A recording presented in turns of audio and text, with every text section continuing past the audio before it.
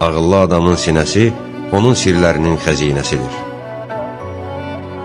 Gülərüzlülük və yaxşı xasiyyətlilik dostluq tələsidir.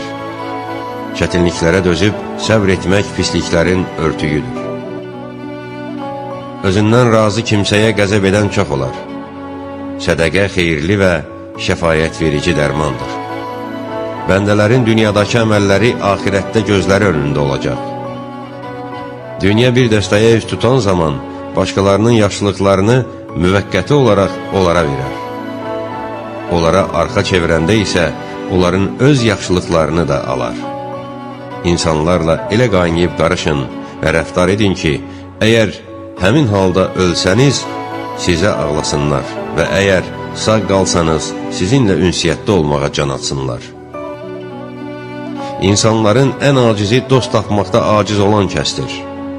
Ondan da acizi isə qazandığı dostlardan birini itirən kəsdir.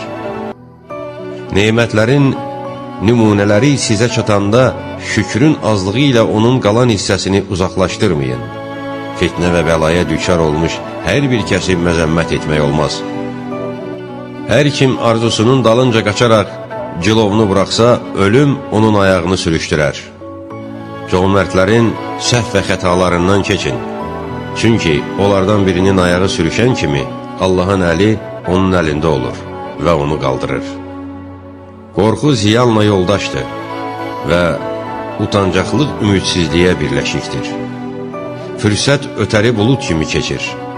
Buna görə də gözəl fürsətləri əldən çıxarmayın. Zülmə məruz qalanın dadına çatmaq və qəmcini şad etmək böyük günahların kəffarələrindəndir. Kim qəlbində bir şey gizlətsə, bu mütləq özünü onun düşünülməmiş sözlərində və sifətinin rəngində bir üzə verəcəkdir.